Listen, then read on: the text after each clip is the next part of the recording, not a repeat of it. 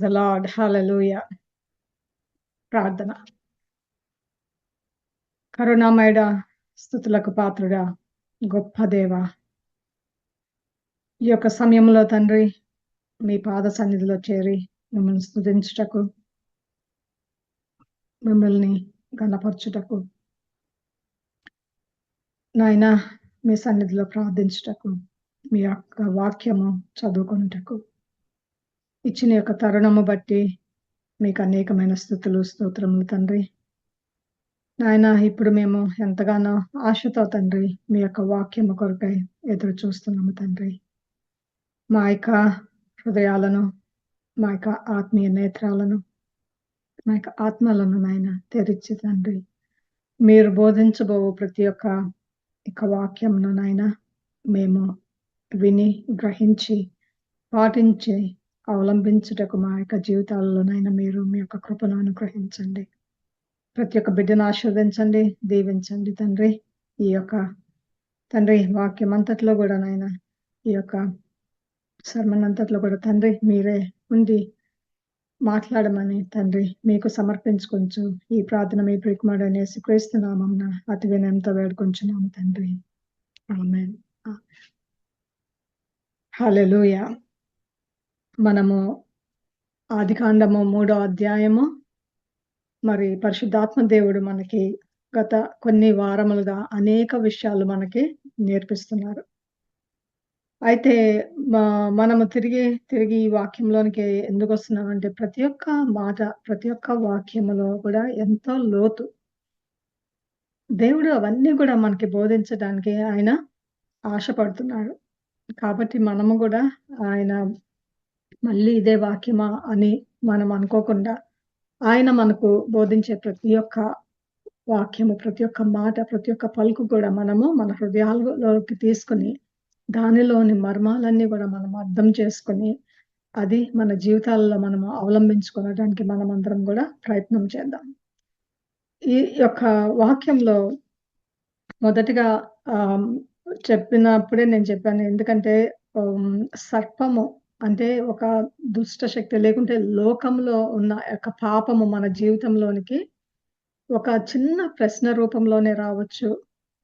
లేకుంటే దానిని దృఢపరచడానికి ఉన్నదానికన్నా ఎక్కువగా చేసి దాన్ని ఆకర్షణీయంగా చేసి మనల్ని ఆకర్షితులను చేయడానికి దాహోదం చేస్తాయి. మనము అలాంటి మాటలకు, అలాంటి ప్రలోభాలకి మనము లోను పడిపోయి ఆ యొక్క పాపపు జీవితంలో నడవటానికి మనకి ఆస్కారం ఉండటం వల్ల దేవుడు మనకి ఈ యొక్క బోధను ఇస్తున్నారు. ఎందుకంటే అతి జాగ్రత్తగా ఉండండి అన్న విషయము మనకు పదే ఈ యొక్క వాక్యం ద్వారా మనకి బయలుపరిచారు. అంతేకాదు పోయిన వారం దేవుడు ఇంకొకటి మనకు బయలుపరిచింది ఏంటిదంటే, మీరు కొన్నిసార్లు పాపం దగ్గరికి వెళ్ళకపోవచ్చు కానీ పాపము అనేక రూపాలలో మీ జీవితాలలోకి ప్రవేశించొచ్చు. కాబట్టి మీరు మీ మార్గంలో మీరు నడుచుకుంటున్నారేమో కానీ ఇతరులు మన పనిలో అయినా స్కూల్స్‌లో అయినా, కాలేజెస్‌లో అయినా, మన సంఘాలలో అయినా, మన నైబర్‌హుడ్‌లో, మన కమ్యూనిటీలో ఎక్కడైనా సరే మనకి ఈ యొక్క శోధనలు వచ్చినప్పుడు మనము అతి జాగ్రత్తగా ఉండాలి. ఇది దేవుని వాక్యానుసారంగా ఉందా? వాళ్ళు చెప్పే ఈ యొక్క మాటలు వారు మనల్ని చేయమనే ఈ కార్యాలు దేవునికి అంగీకారంగా ఉన్నాయా? వాక్యానుసారంగా ఉన్నాయా? దీనివల్ల యెహోవా దేవుడు యేసుక్రీస్తు ప్రభువు ఆయన ఘనపరచబడతారా అన్నది మనము చాలా జాగ్రత్తగా అనుభవించాలి. అందుకే మనము తప్పు చేయకపోవచ్చు. మనము ఈ లోకంలో ఆశలకు వెతుక్కుంటూ వెళ్ళకపోవచ్చు. కానీ ఇతరులు మన దగ్గరికి వచ్చే ప్రమాదము ఉన్నదని మనము పోయిన వారం పరిశుద్ధాత్మ దేవుడు మనకి బోధపరిచారు. అయితే ఇప్పుడు మనము ఈ యొక్క సాతాను సర్పము ఏ విధంగా తన పని చేసింది? మానవుడు దానికి ఏ విధంగా స్పందించాడు? దాని ఫలితంగా జరిగిన సంఘటనలేంటి? దాని ప్రతిఫలంగా దేవుడు ఆయన యొక్క తీర్పును ఎలా ఇచ్చారు? ఈ యొక్క అధ్యాయము మనము ఒక 3 మాటల్లో చెప్పుకోవాలంటే ఇంతే ఉంది. కానీ మనము లోతుగా తెలుసుకోవాలంటే సర్పము నిజంగా ఎక్కువ ఏం చేయలేదు. ఒకటేంటిదంటే మొదటి అధ్యాయంలో నిజంగా తినొచ్చా అని ఒక చిన్న డౌట్, ఒక అపనమ్మకం, ఒక ప్రశ్న రూపంలో ప్రవేశించింది. అంటే నిజమేనా? ఏం తినకూడదా? అని ఒక ప్రశ్న. మన జీవితంలో అనేక సార్లు గూడా ఈ యొక్క చిన్న ప్రశ్నలతోనే, ఈ యొక్క చిన్న అనుమానపు బీజములతోనే మన యొక్క పాపములు ప్రారంభమవుతాయి. అంతే గాకుండా 4, 5 వచనంకొచ్చేటప్పటికి, 4 అధ్యాయంలో ఏంటంటే, మీరు చావనే చావరు అని తన యొక్క చెప్పిన మాటను తను దృఢీకపరుస్తుంది. ఏంటిదంటే, అక్కడేంటిదంటే, దేవుడు చెప్పిన మాట నిజము కాదు అని దేవునికి వ్యతిరేకంగా 4 అధ్యాయంలో ఆ వాక్యం పలికింది. 5వ వచనంకొచ్చేటప్పుడు చెప్పిన 3 సంగతులేంటిదంటే, ఒకటి మీ కన్నులు తెరవబడతాయి. రెండోదేంటంటే, మీరు మంచి చెడ్డలు తెలుసుకుంటారు. మూడోదేంటిదంటే, మీరు దేవదూతల వలె ఉంటారు. ఈ 3 అంటే మీరు తిన్నప్పుడు మీకు కలిగే బెనిఫిట్స్ ఏంటి? మీకు వచ్చే లాభాలేంటంటే, ఈ 3 లాభాలు ఆహ్, సాతాను ఈ అవ్వకుతో మాట్లాడుతుంది. స్త్రీతో మాట్లాడుతుంది. అయితే దానికి ప్రతిఫలంగా మానవులుగా ఒక స్త్రీ చేసిన దాని గురించి మనం మాట్లాడుకోవాలంటే, ఎంతవరకు ఈ మాటలు సత్యం? ఎంతవరకు సాతాను చెప్పిన మాటలు సత్యం? ఎందుకంటే, మనం మొదటి వాక్యము 5వ వచనంలో ఫస్ట్ విన్నప్పుడు, కన్నులు పడతాయి అన్న ఒక స్టేట్‌మెంట్ ఉంది. కానీ మనం 7వ వచనంలోకొచ్చేటప్పటికి, అది తిన్న తర్వాత, అప్పుడు 7వ వచనంలో ఏముంటదంటే, అప్పుడు వారిద్దరి కన్నులు తెరవబడినాయి. కొన్నిసార్లు మనకెట్లా ఉంటదంటే, మనకు ఈ లోకంలో విషయాలు, ఆ యొక్క శోధనలు ఎట్లా ఉంటాయంటే, చాలా నమ్మశక్యంగా గాదు, ఉండటమే గాదు, అవి నిజంగా గూడా మన జీవితాల్లో అవుతాయి. కానీ మనము ఒకటి తెలుసుకోవాల్సిందేంటిదంటే,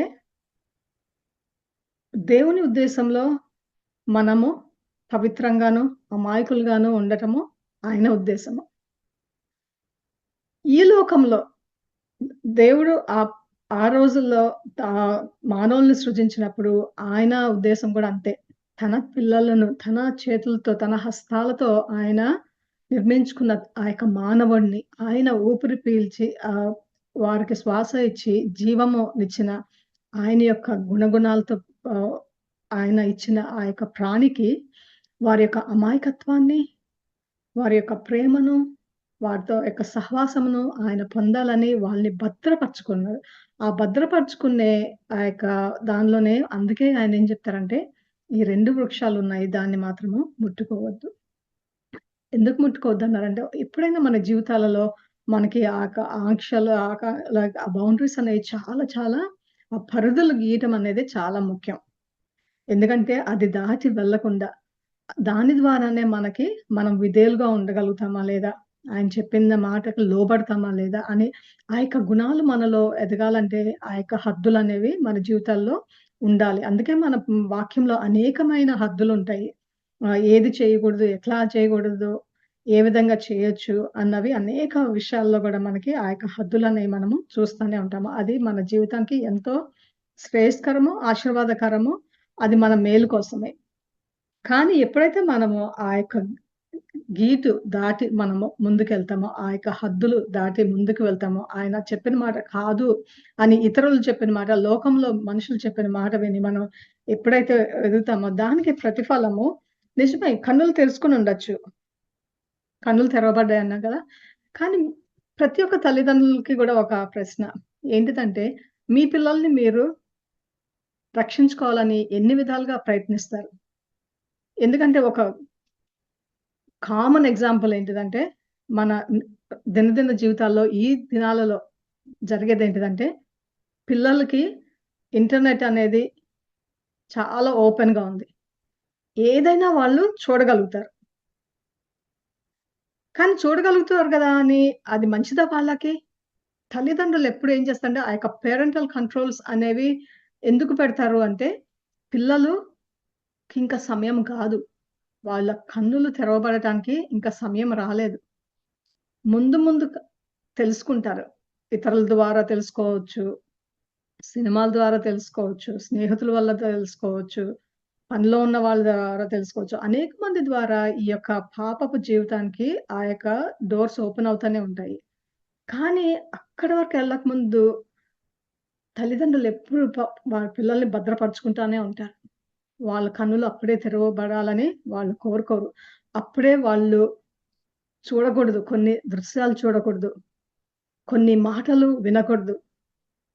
కొన్ని చేతలు చేయకూడదు. కొంతమందితో సహవాసం చేయకూడదు. ఈ అన్ని హద్దులు ఎక్కడికక్కడ తల్లిదండ్రులు వాళ్ళ బిడ్డలను ఆ యొక్క వారి భద్రతలో ఉంచుకోవడానికి, వాళ్ళకి ఇంకా లోకంలో ఉన్న ఆ యొక్క కఠినత్వము, ఆ యొక్క క్రూరత్వము వారి పిల్లల్ని తాకకుండా ఉండాలని ప్రయాస తల్లిదండ్రులకి. అది ఎక్కడి నుంచొచ్చింది? దేవుని దగ్గర నుంచే వచ్చింది. దేవుడు కూడా అందుకే ఆయనేం చెప్పారంటే, వాళ్ళు తినొద్దని చెప్తారు. ఎందుకంటే, కన్నులు తెరవబడకూడదు. ఎందుకంటే, కన్నులు తెరవబడటానికి సమయం ఉంటది. అప్పుడు మనం ఎంత ఆపినా గూడా ఆగదు. కానీ అప్పటి వరకు ఆ యొక్క భద్రపరుచుకోవాలి. అప్పుడే కన్నులు తెరవబడకూడదు. అప్పుడే తెలుసుకోకూడదు. ఈ దృశ్యాలు చూడకూడదు. అందుకే పిల్లలకి గూడా చిన్న పిల్లలు షోస్ చిన్న పిల్లల్లాగానే ఉంటాయి. పెద్దవాళ్ళ షోస్ పెద్దవాళ్ళుగానే ఉంటాయి. కానీ చిన్న పిల్లలు పెద్దవాళ్ళ షోస్ చూస్తానంటే తల్లిదండ్రులు ఒప్పుకోరు. ఎందుకంటే వాళ్ళు చూడాల్సిన అవసరము లేదు. వాళ్ళకి ఆ వయలెన్స్ చూడాల్సిన అవసరము లేదు. చిన్ననాటి నుంచి ఆ యొక్క సెక్షువాలిటీ గురించి తెలుసుకోవాల్సిన అవసరం లేదు. ఆ మద్యపానాల గురించి గాని ఆ యొక్క ఆహ్, దు దు మ సిగరెట్స్ గాని లేకుంటే స్మోకింగ్ గాని, డ్రగ్స్ గాని ఇవన్నీ పిల్లలు తెలుసుకోవాల్సిన అవసరము లేదు. అందుకే తల్లిదండ్రులు ఎంతగానో పిల్లల్ని భద్రపరుచుకుంటూ ఉంటారు. భద్రపరుచుకుంటూనే ఉంటారు. వాళ్ళు కనుల్లో పడకూడదని ఎంతగానో ప్రయత్నిస్తారు. అందుకే మనము లోకంలో ఉన్న చిన్న పిల్లలు, యవ్వనస్తులు ముఖ్యంగా స్కూల్స్‌లో ఉన్నప్పుడు చాలా జాగ్రత్తగా ఉండాల్సిందేంటంటే, వాళ్ళ తల్లిదండ్రులు వాళ్ళకి గృహాలలో ఏమి బోధిస్తున్నారో దాన్ని వాళ్ళు వినటము అవలంబించుకోవాలి. ఇక్కడ యెహోవా దేవుడు దాని దగ్గరకి గూడా వెళ్ళొద్దండి. వాళ్ళు ముట్టొద్దు అని జెప్తాడు. తినొద్దు అని చెప్పలా. ముట్టొద్దు అని జెప్తాడు. దాన్ని ముట్టొద్దు, దాన్ని తినొద్దు, దాని దగ్గరికి వెళ్ళొద్దు అంటారు. కాబట్టి ఆ యొక్క తండ్రి బోధించిన బోధ వారు పాటించలేదు. అట్లాగే మన పిల్లలు గూడా ఇ మనం గూడా మన పిల్లలు మనం కూడా మన తల్లిదండ్రులు చెప్పింది మనం పాటించకపోతే ఇదే పరిస్థితికొస్తాం మనం గూడా. చూడకూడని విషయాలు, అనుభవించకూడని విషయాలు, తెలియకూడని విషయాలు, వయసుకు మించిన విషయాలు అన్నీ గూడా మనము చిన్ననాటి నుంచే తెలిసేసుకొని, ఆ యొక్క అమాయకత్వము, ఆ యొక్క పవిత్రత అవన్నీ కోల్పోయే ప్రమాదముంది. కాబట్టి యవ్వనస్తులు, పిల్లలు అతి జాగ్రత్తగా వాక్యము మీరు చదువుతున్న వాక్యము ఏం బోధిస్తుంది? తల్లిదండ్రులు మీకేం బోధిస్తున్నారు? మీ సండే స్కూల్ టీచర్స్ ఏం బోధిస్తున్నారు?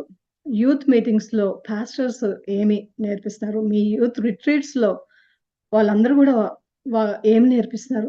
ఇవన్నీ హృదయంలోనికి తీసుకొని, దాని ప్రకారం జీవించటము. ఏదో మాట వినటం గాదు. కానీ ఆ యొక్క వాక్యానుసారంగా దేవుడు మీ హృదయాలలో నింపుతున్నారు. తల్లిదండ్రుల ద్వారానైతేనేమి అందరి ద్వారా మన గ్రాండ్ పేరెంట్స్ ఉంటారు. అమ్మమ్మలు, నానమ్మలు, తాతయ్యలు వాళ్ళు గూడా ఎంతో నూరు పోస్తా ఉంటారు. మర్యాదలు నేర్పిస్తూ ఉంటారు. ఆహ్, హ్మ్, దేవుని పాటలు నేర్పిస్తూ ఉంటారు. దేవుని కథలు చెప్తా ఉంటారు. ఇవన్నీ గూడా అవి జ్ఞాపకం ఉంచుకొని, దాని ప్రకారం మనం జీవించటము, మనము చిన్ననాటి నుంచి గూడా అవలంబించుకోవాలి. అందుకే ఈ యొక్క సర్పము ఎక్కువగా ఏం చెప్పలేదు. తినమని కూడా చెప్పలేదు. మనం ఈ వాక్యంలో చదివినప్పుడు. కాకపోతే ఏంటిదంటే, దాని యొక్క మాట చెప్పే విధానము అంత ఆకర్షణీయంగా ఉంది. మంచి సేల్స్ పర్సన్ అన్నమాట సాతాను ఇక్కడ. అయితే ఒకటి కళ్ళు తెరవబడ్డాయి. కానీ దేనికి తెరవబడ్డాయి? ఈ లోకంలో ఉన్న చెడుకు తెరవబడ్డాయి. దేని నుంచైతే మన దేవుడు కాపాడాలని మనల్ని అనుకున్నారో దానికే వారి కన్నులు తెరవబడ్డాయి. అందుకే గదా! వారు ఇంకొక రెండోది చెప్పాలంటే, తె కరు తెరవబడటం వల్ల అయిన ప్రతిఫలం ఏంటంటే, మీకు మంచి చెడ్డలు జరుగుతాయి. దేవదూతల వలే ఉంటారు. మంచి చెడ్డలు జరిగినప్పుడు వాళ్ళకి తెలియాల్సిందేంటిదంటే, అసలు దేవుడు చెప్పిన మాట నిరాకరించడం. వాళ్ళు నిరాకరించలేదు. దేవుని వాక్యానికి విరుద్ధంగానే చేశారు. కాబట్టి ఆ యొక్క వాక్యం సత్యం గాదు. ఇంకొకటి దేవదూతల వలే ఉంటారు అని ఇంకొక మాట. నాకు అది దాని మీద నేను చాలా ధ్యానించిన. ఒకటేంటిదంటే దేవుడు పరిశుద్ధాత్మ దేవుడు చెప్తున్నారు. కన్నులు తెరవబడటము గురించి ఎంత విపులంగా చెప్పారో, అదే విధంగా ఈ దేవదూతల వలే ఎందుకంటే దేవదూతల వలే ఉండాలంటే దేవదూతలు అంటే మనకి ఆహ్, యెషయా గ్రంథంలో గాని, లేకుంటే ప్రకటన గ్రంథంలో గాని దేవదూతల గురించి మనకి ఇంకా అనేక చోట్ల కూడా దేవదూతల గురించి మనకి ఎట్లా ఉంటది? దేవదూతలు ఎప్పుడు గూడా పరిశుద్ధుడు, పరిశుద్ధుడు, పరిశుద్ధుడు అని ఆయన నామాన్ని ఘనపరుస్తా ఉంటారు. నిజంగా దేవదూతలయ్యుంటే ఇప్పుడు కానీ ఇక్కడ వీళ్ళు జేసిందేంటిది? 10వ వచనంలోకొచ్చేటప్పటికి వాళ్ళు భయపడ్డారు. వాళ్ళు దాక్కున్నారు. అవి ఎక్కడి నుంచి వచ్చింది? దేవుడు నేర్పించలేదు. భయమనేది వాళ్ళకి నేర్పించలేదే. దాక్కోవడం అనేది నేర్పించలేదే. కానీ వాళ్ళు అది తిన్నప్పుడు వాళ్ళు తెరవబడటానికి సూచన ఏంటిదంటే, దాని ప్రతిఫలం ఏంటిదంటే, దేవదూతల వలే ఉంటారని చెప్పింది కానీ, వాళ్ళు దేవదూతల వలే లేరు. ఒకవేళ నిజంగా ఉంటే నాకదే యెషయా గ్రంథము 6, 3 అధ్యాయంలో గూడా మనకి ఎంత బావుంటదంటే, వాళ్ళంట మానక రాత్రింబగళ్ళు పరిశుద్ధుడు, పరిశుద్ధుడు, పరిశుద్ధుడు 2 చోట్లుంటది. ఒకటేమో యెషయా గ్రంథము 6, 3 ఒకటేమో ప్రకటన గ్రంథము 4, 8.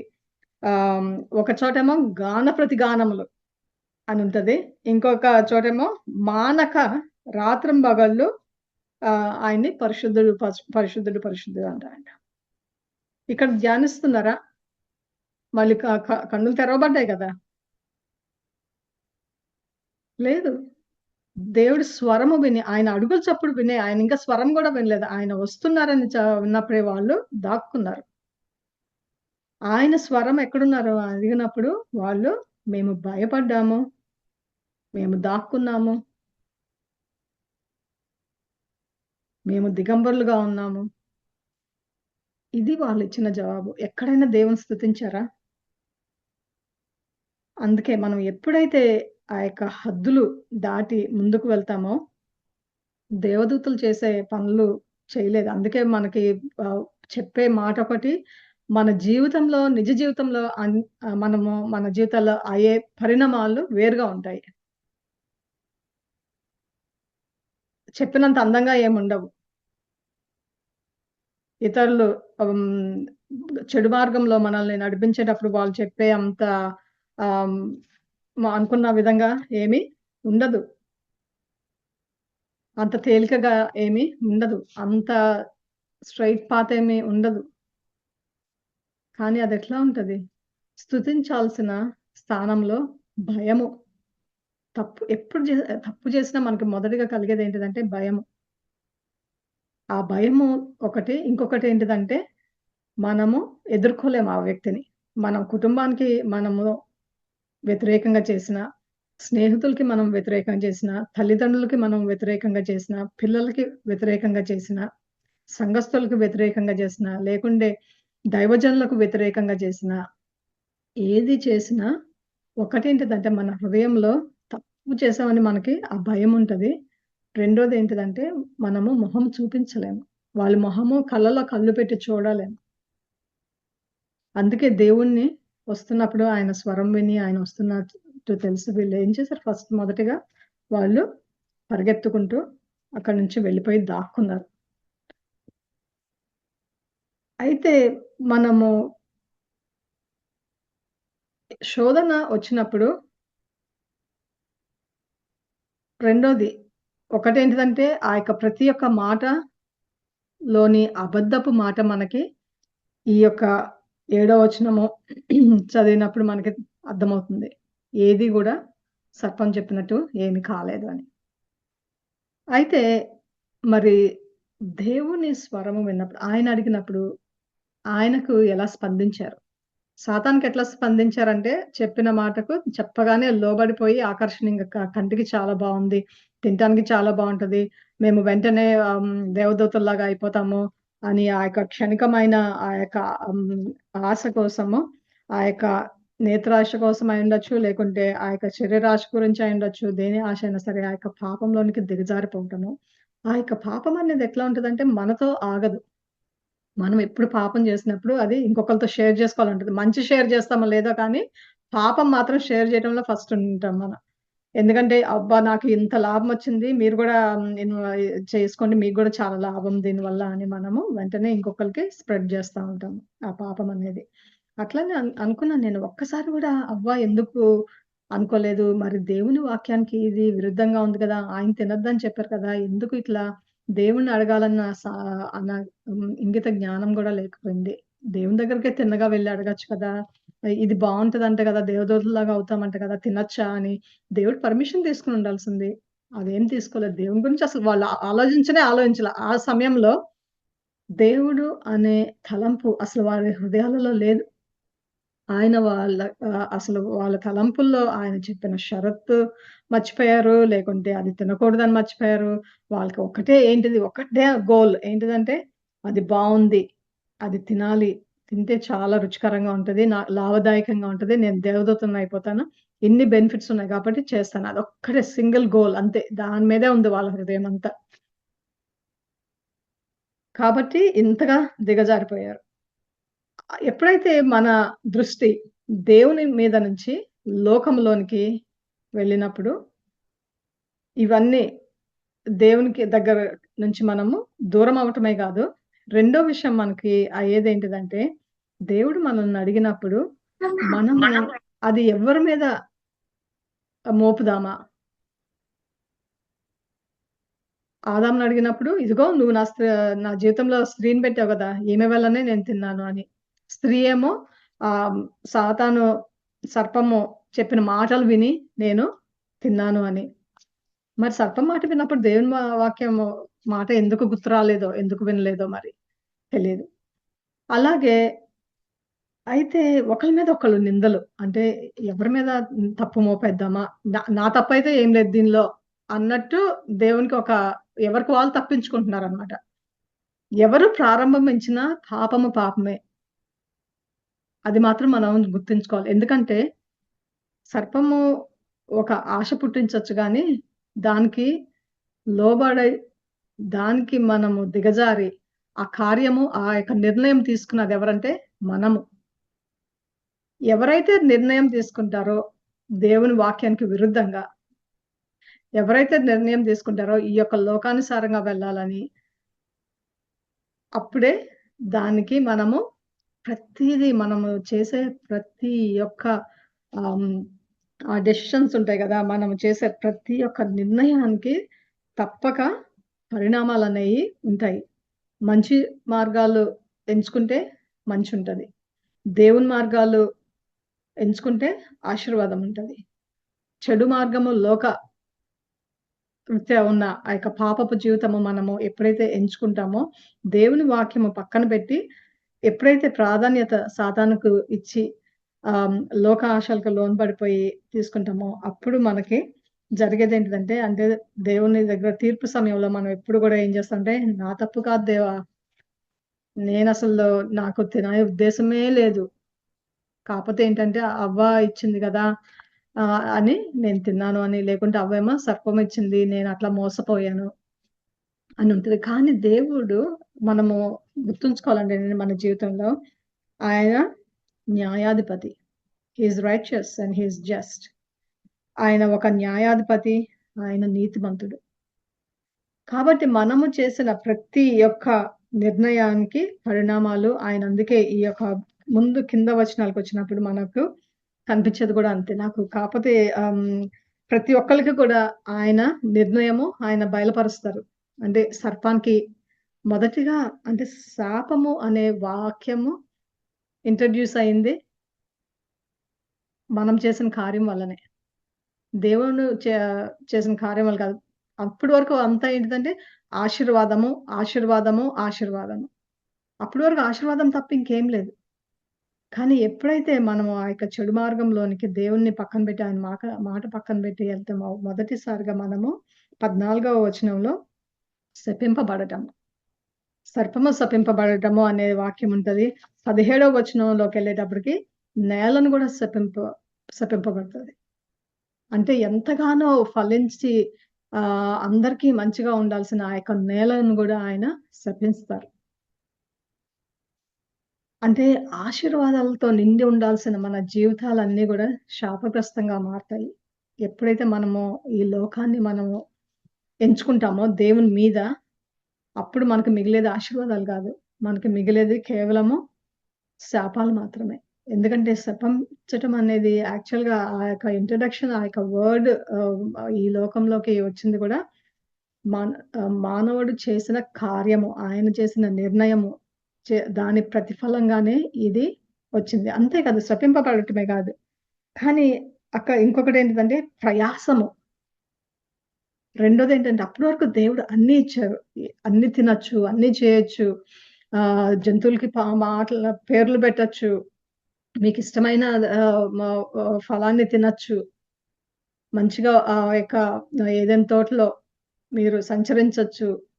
మీరు చెట్లన్నిటిని సేదదీచొచ్చు. అన్నీ ఉన్నాయి. కానీ ఇప్పటికి దాని ప్రతిఫలము, చేసిన పాపానికి ప్రతిఫలం ఏంటిదంటే, ఒకటి శపించటం అనేది మన యొక్క జీవితాల్లో ఎంటర్ అవుతది. రెండోదేంటిదంటే ప్రయాస, వేదన అంటే కష్టము. ఈ యొక్క 16వ వచనంలో మనకి ప్రయాసము చూస్తున్నాము. వేదన అనేది చూస్తున్నాము. 15వ వచనంలో వైరము. ఎన్ని అంటే ఒక్క పాపము ఒక్కటి చేస్తే దాని ప్రతిఫలము ఎట్లా ఉంటది జూసారా? అంటే మనం అనుకుంటాం చిన్న తప్పే అనుకుంటాము. కానీ దాని ప్రతిఫలము నిజంగా ఈ వచనాలు చదువుతుంటే మనము చాలా భయపడాల్సిన విషయాలు. ఒకటి ఏంటిదంటే ఆహ్, శపించబడటము, వైరము కలగటము, ప్రయాసము, గర్భవేదన, వేదననేది, ఆహ్, హ్మ్, నేల శపింపబడటము, కష్టార్జితము, చెమట కార్చి ఆహారం తినటము. 19వ వచనము. అంటే ఎంత ఒక్క అంటే ఇది మనకి ఒక గొప్ప మేల్కొలుపు. దేవునిలో ఉన్నప్పుడు ఉన్న జీవితము, దేవుడు గీసిన హద్దు దాటినప్పుడు మన జీవితాలెలా ఉంటాయి? ఆశీర్వాద స్థానంలో మనకి శాపము. సంతోషము, సమృద్ధి స్థానంలో మనకి అక్కడ మనకన్నీ గూడా సంతోషము, అందరూ కలిసి సమాధానము, ఆ యొక్క ఫెలోషిప్, ఆ యొక్క కమ్యూనికేషన్, వాటన్నిటి స్థానంలో వైరము. ఎంతో సంతోషంగా, తేలికగా ఉండాల్సిన జీవితాన్ని వాళ్ళు కష్టతరంగా చేసుకున్నారు. వాళ్ళ చేతులతోనే, చేతులారా వాళ్ళ తీసుకున్న నిర్ణయం ద్వారా ఆ యొక్క కష్టము అనేది వచ్చింది. అంతేకాదు, అది 18వ వచనంలో ముండ్ల తుప్పలు, అంతకుముందంతా ముండ్ల తుప్పలు ఎక్కడన్నా ఉన్నాయా ఆయన సృష్టించినప్పుడు? మంచిగా పూలు, మంచిగా కాయగూరలు, మంచిగా పండ్లు, అంతే గదా! అంటే ఎంతో అందంగా, ఆహ్, హ్మ్, ప్రకృతి ఎంతో అందంగా మనకు తినటానికి ఎంతో మంచి ఆరోగ్యకరంగా ఉండటానికి, మంచిగా పుష్టిగా తినటానికి ఆహారము సమృద్ధిగా ఉంది. కానీ ఇక్కడేముంటదంటే, ముఖము చెమట కార్చి ఆహారం తిందువు. కష్టార్జితము. కష్టము ఇక్కడే మొదలైంది. మనం అనుకుంటాం, మనందరం అనుకుంటాం గదా! ఎందుకు నాకిన్ని కష్టాలు? ఎంత చేసినా గూడా నాకు ఎందుకు దాని ప్రతిఫలం కనిపించట్లేదు? ఎందుకంటే మనం చేసే అడుగులన్నీ గూడా అట్లనే ఉంటాయి. దేవ్ దేవుడు వేసామనే ఆ అడుగులు గాకుండా మన అడుగులన్నీ ఎట్లా ఉంటాయంటే, దేవునికి విరుద్ధంగా లోకంలో ఏది తొందరగా అయిపోతది. ఇప్పుడు దేవుని మార్గం కొద్దిగా ఒక 2 సంవత్సరాలు అవుతది. ఆ చెడు మార్గం ఒక వారంలో అయిపోతదంటే, ఆ చెడు మార్గమే మనం ఎంచుకుంటాం. 2 సంవత్సరాలు ఓపిక పట్టే అంత సమయముగా ఓపికుండదు మనకి వేచి ఉండటానికి. అయితే వీటన్నిటి గురించి అంటే మనము దేవునిలో ఉన్నప్పుడు ఆయన ఏదైనా ఆహ్, లో ఉన్న ఆ యొక్క రెండో అధ్యాయంలో చదువుకున్న దానికి, మూడో అధ్యాయంలో ఇవన్నీ చదివినప్పుడు నిజంగా ఎంత దేవుడిని ఎంత కష్టపెట్టామో, ఆయన ఎంతగా ప్రేమించుకొని మనకి మంచి జీవితాన్ని అనుగ్రహించాలనుకుంటే, మనము మన చేతులారా మన జీవితాలను మనము నాశనం చేసుకుంటున్నాము. ఆయన మాట వినకుండా. కానీ ఇంత తప్పు చేసినా గూడా నాకు అన్నిటికన్నా ఈ వాక్యంతో ముగిస్తాను. ఎందుకంటే there is always good news. ప్రతి దానిలో గూడా దేవుని మంచితనము, మనకి ఆయన ప్రేమ కనిపిస్తూనే ఉంటది. ఇంత కష్టం ఇవన్నీ ఉన్నప్పటికీ నాకనిపిచ్చింది, మనము ఏడో అధ్యాయంలో వాళ్ళు ఏం జేస్తారండి, అంజూరపు ఆకులుతో వాళ్ళు వాళ్ళు కవర్ చేసుకుంటారు ఆకులతో. కానీ నిజంగా ఆకులనేది సస్టైనబుల్ ఏం గాదు. ఎందుకంటే ఆకులు చిరిగిపోవచ్చు, ఎండిపోవచ్చు. అది పెద్ద ప్రొటెక్షన్ ఏమి ఇవ్వవు మనం అనుకుంటే. ఎందుకంటే మన జీవితాల్లో అల్పంగా ఆలోచిస్తాం గాబట్టి, మనకట్లనే ఉంటాయి. కానీ దేవుని హృదయము అక్కడి నుంచి ఆయన పంపించేసుండొచ్చు. ఆయన దీవెనల స్థానంలో శాపాలు ఉండొచ్చు. కష్టమనేది తెలియచ్చు. కానీ అన్నిటికి మించి ఆయన యొక్క ప్రేమ, ఆయన యొక్క ఔన్నత్యము తిరిగి ఆయన నిరూపించుకుంటారు. 21వ అధ్యాయంలో. ఆయనేమంటారు? చర్మపు చొక్కాలను చేయించి వారికి తొడిగించాను. చర్మం ఏమి ఆకుల్లాగా ఎండిపోవు, ఆకుల్లాగా చిరిగిపోవు. వాళ్ళకి భద్రత ఇస్తది. వాళ్ళు ఏ నేల నుంచైతే వాళ్ళని తీశారో ఆ నేల మీదకి తిరిగి పంపించినప్పుడు, ఆ యొక్క ఎండకైనా, చలికైనా వీటిలన్నిటికి తట్టుకోవడానికి ప్రొటెక్షన్ ఉంటది. ఆయన అంత బాధలో వాళ్ళు తృణీకరించినప్పటికి కూడా దేవుడు వాళ్ళకి మంచిగానే చేసి పంపిస్తారు. కానీ అది మన దేవుని యొక్క హృదయము. మనము ఎంతగానో ఆయన్ని గాయపరుస్తామో, ఆయనకి విరుద్ధంగా కార్యాలు చేస్తామో, అన్నీ చేస్తాము. అంటే మనము ఒక అడ్వాంటేజ్ తీసుకోవాలని కాదు. అంటే ఆయన యొక్క మంచితనాన్ని మనము ఆయనెప్పుడు మంచి చేస్తారు గదా! అని చెడు చేయమని కాదు. కానీ ఆయన హృదయం తెలుస్తుంది దీనిలో.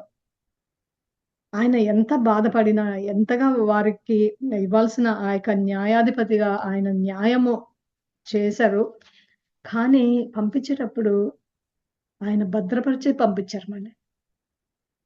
ఆ యొక్క అంటే ఆ యొక్క చ ఆ ఆ యొక్క అంటే చర్మము చొక్కాలంటే నాకనిపించింది అంతే కదా! మనం ఈ రోజుకి ఇక్కడ వేసుకుంటున్నాం అంటే మాకు ఎంత చలి -35, -40 ఉన్నప్పుడు మేమేసుకుంటున్నామంటే అవి కొన్ని లెదర్ గాని అవన్నీ కూడా జంతువుల నుంచి వచ్చింది. ఎందుకంటే అది ఒక ప్రొటెక్షన్. చలిగాలి నుంచి కాపాడుతుంది. చలి వేయకుండా కాపాడుతుంది.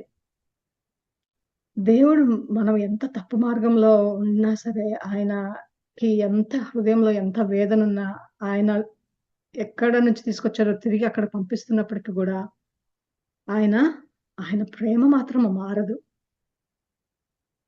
మనం ఎప్పుడైనా మనం ఎంత చెడు మార్గంలో ఉన్నా సరే, మనం గుర్తుంచుకోవాల్సిందంటే, మనం దేవుని దగ్గరికి వెళ్ళాలి అంతేగాని, he is ready to protect you again. ఆయన ఎక్కడున్నా ఒక కన్ను మన మీద, ఆయన పిల్లల మీద ఆయన వేస్తూనే ఉంటారు. ఆయన మనము తృణీకరించిన ఆయనెప్పుడు పిల్లలకి భద్రత అనేది ఇవ్వాలి అనేది ఆయన ఆశ. ఆ యొక్క హోప్ మీరుంచుకోవాలి ఎప్పుడైనా. మనం చేయాల్సింది ఒకటే ఏంటిదంటే, తిరిగి ఆయన దగ్గరికి వెళ్ళాలంతే. తిరిగి ఈ లోకం నుంచి తిరిగి ఆయన తట్టు చూడాలి. ఎప్పుడైతే ఆయన తట్టు చూస్తామో, ఆయన మనము ఈ యొక్క లోకవృక్షలో మనం మన కష్టాలన్నీ చూస్తూనే ఉంటారు. మన స్ట్రగుల్స్ అన్నీ చూస్తూనే ఉంటారు. మనం చేసే పాపాలన్నీ చూస్తూనే ఉంటారు. కానీ ఆయన భద్రత, ఆయన కనునేత్రాలు మాత్రము ఎప్పటికీ ఆయన పిల్లల మీద ఆయన ఒక కన్ను వేసే ఉంచుతారు. వారికి భద్రత ఇస్తూనే ఉంటారు. మనం ఎన్నోసార్లు అనుకుంటాము, అమ్మో! ఈ ప్రమాదం నుంచి ఎట్లా తప్పించుకున్నానో ఏమో! నా అదృష్టం అనుకుంటా. మీ అదృష్టం ఏం లేదు దానిలో. దేవుని ఆశీర్వాదం ఉంది. దేవుని హస్తం ఉంది. దేవుని కాపుదల ఉంది. మీరేదో చేసేసారనో, లేకుంటే ఇంట్లో వాళ్ళేదో చేసేసారనో, లేకుంటే మీ అదృష్టమో అది కాదు. దేవుని భద్రత. దేవుని యొక్క ఆ యొక్క ప్రేమకు ఒక హద్దు అంటే అంతే అంటారు కదా! It's like never ending love. అది అంటే అన్‌కండిషనల్ లవ్. మనం ఎట్లా ఉన్నప్పటికి గూడా ఆయన ప్రేమ అంత ప్రేమామయుడు. నిజమే ఆయన న్యాయవాది. కానీ తిరిగి ఆ యొక్క ప్రేమతోనే ఆయన కప్పుతారు. ఆ యొక్క కష్టాలని వాటన్నిటిని గూడా ఆయన యొక్క ప్రేమతోనే ఆయన కాపాడుకుంటూ వస్తారు. భద్రపరుచుకుంటూ ఉంటారు. కాబట్టి మీరు దేవునికి ఎంత దూరంగా వెళ్ళిపోయినా, ఎంత దూరంగా ఉన్నా, పాప జీవితాలను గడిపిస్తున్నా మీరు తెలుసుకోవాల్సిందేంటంటే, దేవుడు మీ వైపు చూస్తున్నారు. మీ తట్టు చూసి ఆయన ఎంత ఆశతో ఎదురు చూస్తున్నారు. మీరు చేయాల్సిందంతా ఆయన తట్టు చూడటమే. తిరిగి ఆయన దగ్గరికి వెళ్ళటమే. కాబట్టి మనం ఈరోజు మన యొక్క జీవితాలలో ఉన్న ప్రతి ఒక్క చీకటిని, ప్రతి ఒక్క దేవుని వాక్యానికి విరుద్ధంగా చేస్తున్న ప్రతి ఒక్క కార్యాన్ని గూడా మనము అన్నిటిని గూడా వదిలిపెట్టి, దేవుని వైపు చూసి, ఆయన చేసిన మేలును మనము లెక్కించుకుంటూ, ఆయన మనకు అనుగ్రహించిన ఆ యొక్క ప్రతి ఒక్క భద్రతను గూడా మనము జ్ఞాపకము చేసుకుంటూ, ఆయనకి కృతజ్ఞతాస్తుతులు చెల్లించుకుని, ఆ యొక్క ఆశ ఆయన ఎప్పటికీ మనల్ని విడిచే దేవుడు కాదు అని మాత్రం మనం గుర్తుంచుకోవాలి. అదొక్కటి మీరు గుర్తుంచుకుంటే మనకి అదే ధైర్యం. దేవుడు నన్ను విడిచే దేవుడు కాదు. ఆయన మనల్ని క్షమించి, మనము తప్పులు చేసినప్పటికి గూడా ఆయన వైపు మనం ఎప్పుడైతే తిరుగుతామో, ఆయన వెంటనే ఆయన యొక్క హస్తాల్లోకి ఆయనను తీసుకొని, మనల్ని భద్రపరిచి, మనల్ని కాపాడి, మమ్మల్ని రక్షించి, మనల్ని ప్రేమిస్తారాయన. అలాంటి దేవుని దగ్గరికి మనమందరం వెళ్దామా? నిర్ణయము మనలోనే ఉంది. మనమే తీసుకోవాలి. దేవుడి వాక్యాన్ని దీవించును గాక. హల్లెలూయా! హల్లెలూయా! హల్లెలూయా!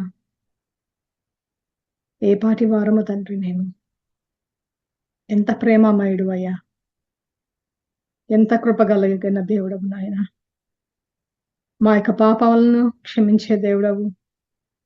మేము చేసే ప్రతి వాక్యము, మేము మాట్లాడే ప్రతి వాక్యము, మేము తలచే ప్రతి తలంపు, మేము వేసే ప్రతి నడక, చేసే ప్రతి చేతలు, ప్రతి ఒక్కటి ఎరిగి ఉన్న దేవుడవు నాయనా! నాయనా, మేము విరుద్ధంగా చేసిన ప్రతి ఒక్క పాపాన్ని క్షమించండి తండ్రి. ఈ సమయంలో మీ పాదాల చెంతకొస్తున్నాము నాయనా. న్యాయాధిపతి, గొప్ప దేవ, ప్రేమామయుడా, మీ యొక్క ప్రేమకు హద్దు లేదు తండ్రి. మేము యోగ్యులము కాదు నాయన మీ ప్రేమకు. కానీ మీ యొక్క కృప మా ఊహకు అందనిది తండ్రి. మా యొక్క జీవితాలను మెరుగుపరచండి. మమ్మల్ని కాపాడుకుంటూ, భద్రపరుచుకుంటూ, మమ్మల్ని ప్రేమించుకుంటూ, ఇప్పటివరకు తీసుకొచ్చిన విధానము బట్టి స్తుతులు, స్తోత్రములు నాయన. ఇక ముందుకు తండ్రి మరి మేము ఆ యొక్క నిర్ణయం తీసుకొని మీ యొక్క సన్నిధికి మేము సంపూర్ణంగా లోబడి మీ యొక్క వాక్యానుసారంగా క్రీస్తు నామమునకు నాయన మేము ఘనపరిచే విధంగా జీవించుటకు నాయన మా యొక్క హృదయాలను మార్చండి. పరిశుద్ధాత్మదేవ, ప్రతి ఒక్క బిడ్డను నాయన ముట్టండి తండ్రి. నాయన మార్పు తీసుకుని రండి. మీకు ఇష్టమైన బిడ్డలుగా, మీకు ప్రియమైన బిడ్డలుగా, మీ సేవలో నాయన మీకు అంగీకారంగా ఉండే బిడ్డలుగా, మీ మంచి పాత్రలుగా నాయన మమ్మల్ని సరిదిద్దమని మీ చేతులకు అప్పగించుకోవచ్చు. ఈ ప్రార్థన ప్రియకుమారుడైన యేసుక్రీస్తు నామమున అతి వినయంతో వేడుకొంచున్నాము తండ్రి. ఆమేన్.